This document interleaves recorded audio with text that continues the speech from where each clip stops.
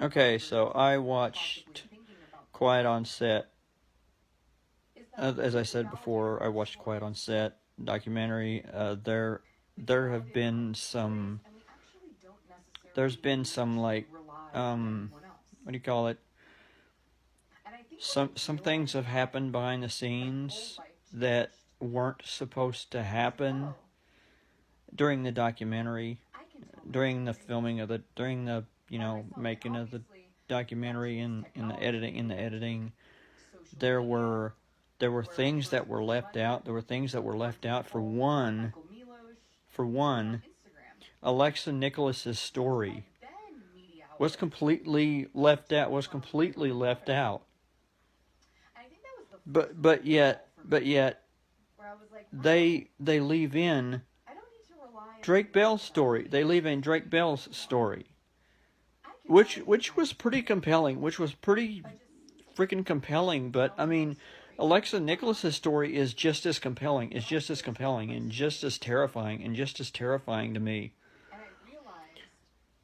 Here was a guy who was a grown man who did not know how to communicate with children. Apparently, he did not know how to communicate with children. I don't know how to communicate with children. I'm just that type of person that you just, sometimes hides in a freaking cave, hides in a freaking metaphorical cave when it comes to children.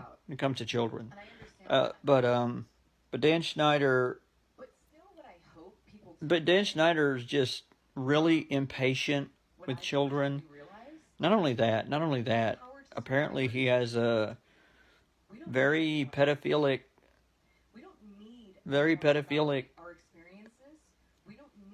fetish for children.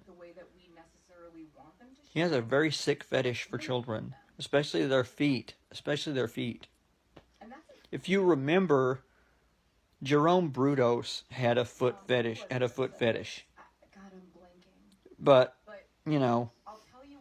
he would cut the feet off. He would literally cut the women's feet off before he killed them. Anyway, there was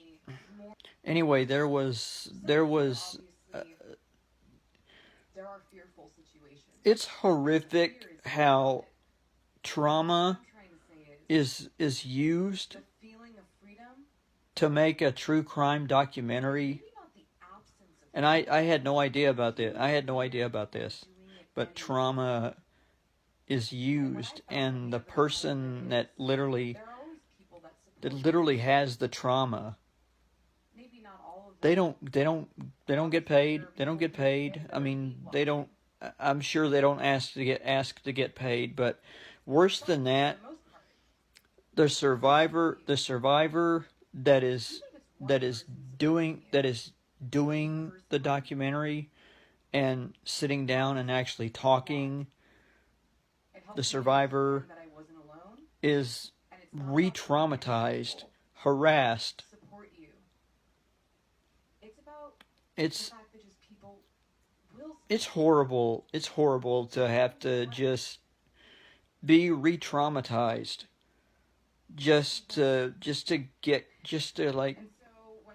a story. And these people that made the documentary were manipulating these child stars, which you should never do, by the way. You should never manipulate survivors. You should never manipulate anyone, whether it be a survivor or not. You should never manipulate anyone into doing something that apparently they may not want to do. Especially if they're a survivor and they do not want to be re-traumatized by bringing up their story. If they want to tell their story, they will do it in their own time, not on anybody else's. But watching the documentary, I kind of saw some very solid points that they made, especially when it came to the Ariana Grande stuff. I thought it was so sick. I thought it was so sick. And this stuff went over my head because I had no idea that Ariana, that, you know, Ariana Grande's character Kat had her own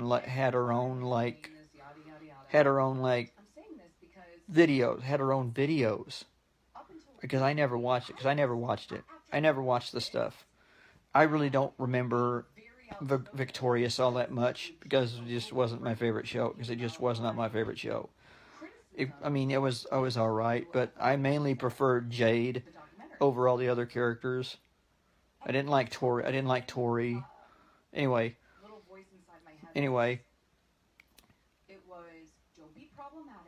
he turns out he was literally sexualizing Ariana Grande while she was 16. She was 16. And then I saw Raquel go on to TikTok. This industry is so sick, and the fact that we as fans, we as the fandom that watched Nickelodeon and had no idea that none of this stuff was going on. The fact that Dan Schneider desensitized all of us to it, or almost did. It's so freaking devastating, and I hate Dan Schneider for doing what he did, I think Dan Schneider was, and I'm not saying he's a genius to compliment him. I'm saying he's a evil monster that really should be behind bars. He literally aired.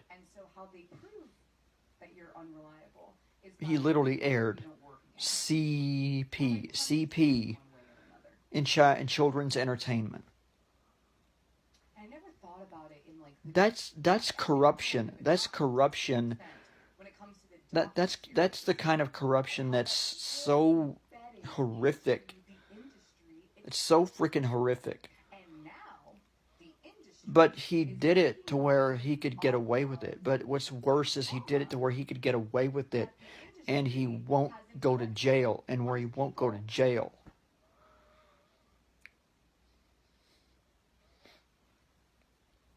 This really upsets me. Okay. Stitch me at the end of this video. Let me know your thoughts on this.